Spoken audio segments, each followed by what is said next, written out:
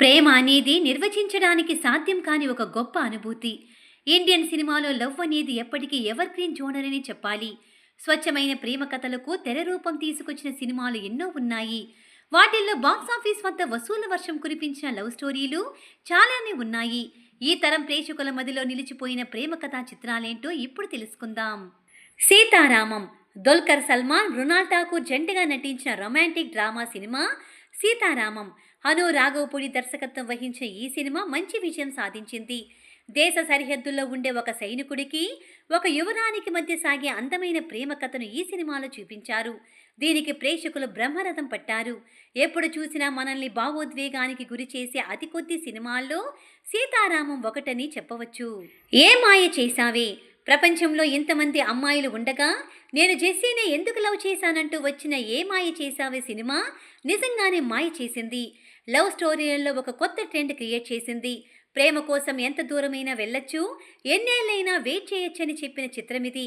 ఇందులోని కొన్ని love scenes ఈ తరం ఆడియన్స్కి విపరీతంగా ఆకట్టుకున్నాయి. అక్కినేని నాగచైతన్య, సమంత కలిసి నటించిన ఈ చిత్రానికి గౌతమ్ వాసుదేవ్ మీనన్ దర్శకత్వం వహించారు. మళ్ళీ మళ్ళీ ఇది రాని రోజు. ప్రేమ పుట్టడానికి ఒక క్షణం చాలు, కానీ ప్రేమ చచ్చిపోవటానికి ఒక జీవితం సరిపోదు.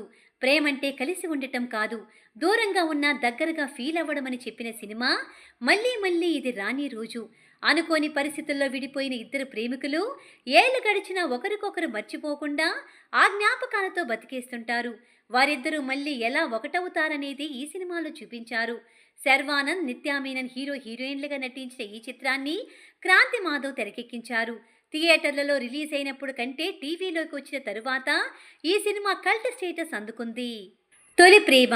పవన్ కళ్యాణ్ గారు, కీర్తిరెడ్డి జంటగా నటించిన తొలి ప్రేమ చిత్రం కల్ట్ లవ్ స్టోరీల్లో ఒకటిగా నిలిచింది. జీవితంలో ఏ లక్ష్యం లేని ఓ మధ్యతరగతి యువకుడికి, డబ్బున్న ఫ్యామిలీకి చెందిన యువతికి మధ్య జరిగే ప్రేమను ఇందులో చూపించారు. ఎలాంటి అసభ్యకరమైన సన్నివేశాలు లేకుండా ప్రేమకు స్నేహానికి మధ్య వ్యత్యాసాన్ని దర్శకులు ఎంతో అద్భుతంగా తెర మీదకు తీసుకొచ్చారు. ఇదే టైటిల్తో వరుణ్ తేజ్ సినిమా చేస్తే అది కూడా ప్రేక్షక ఆదరణ పొందింది. ఆర్య సినిమాలో వన్ సైడ్ లవ్ అనే కొత్త కాన్సెప్ట్ని చూపిస్తే యూత్ ఎగబడి చూశారు.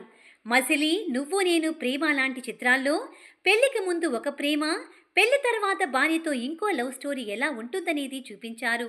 యుక్త వయసు ప్రేమ కథలతో తీసిన నువ్వు నేను, జయం వంటి చిత్రాలు అప్పట్లో కొత్త ఒరవడిని తీసుకొచ్చాయి. ఒక యువకుడి లైఫ్లో వివిధ దశల్లో ప్రేమను ప్రేమ మూవీలో చూపిస్తే తన ప్రేమను గెలుచుకోవడానికి ఎంత కష్టమైనా పడే వ్యక్తి కథను నువ్వొస్తానంటే నేనొద్దంటాన చిత్రంలో ఆవిష్కరించారు.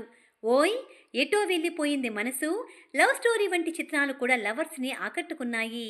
మణిరత్నం గారు తీసిన సఖీ, ఓకే బంగారం సినిమాలు ప్రేమతో పాటుగా ప్రేమికుల మధ్య సంఘర్షణ చూపించారు.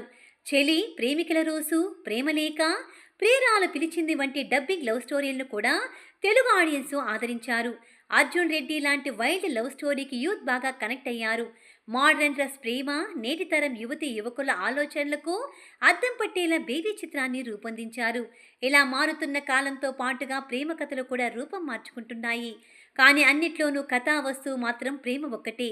కొన్నిటికి హ్యాపీ ఎండింగ్ ఉంటే మరికొన్ని విషాదాంతంగా ముగుస్తున్నాయి. అయినా సరే ఆడియన్స్ వాటితో ప్రేమలో పడిపోతున్నారు. అందుకే ఈనాటికి ప్రేమ కథా చిత్రాలు బాక్సాఫీస్ దగ్గర కాసుల వర్షం కురిపిస్తున్నాయి.